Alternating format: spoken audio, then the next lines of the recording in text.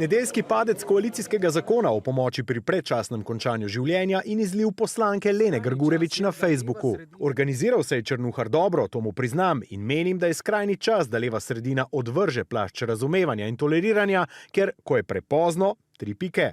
In prvi komentar neposredno izvane Cerkve na Slovenskem. Odločno zavračamo nedemokratične poskuse utišanja nevladnih organizacij. Slovenska škofovska konferenca se čudi nizkemu nivoju komunikacije, ki si jo privoščijo nekateri izvoljeni predstavniki ljudstva.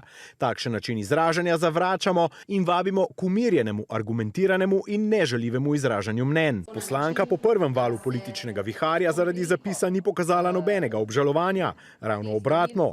Bojda sem strašansko grešila, blaženega Janeza sem označila za Črnuharja, je dodala v drugem zapisu. Ne, zagotovo to ni nivo državnega zbora in ene poslanke, ampak od nje smo marsičesa navajeni, ker v bistvu je veliko njenih razprav zelo podobnih, žaljivih, nesramnih. Tišina, ker govorim, tišina, moj škrc. Glejte, ne da se tu zajokcate kot nek mali otrok. Dajte se osredotočiti, vi se pa tu zajokate že nekaj časa, nočete sprijeti naših amandmajev. Smešno je, kakšen cirkus so zagnali na desni, ker je ena poslanka zanje uporabila izraz črnuhari, kot da z druge strani ne poslušamo dobesedno vsak teden o rdečkarjih, pa o udbaših, norcih in tako naprej. So pač specialisti za delanje drame, zganjanje teatra in dvojne standarde. Lena Grgurevič pred kamero danes ni želela, je pa prek svoje stranke Svoboda sporočila, da zapis nikakor ni rasističen, kot so ga nekateri državljani osebno doživeli.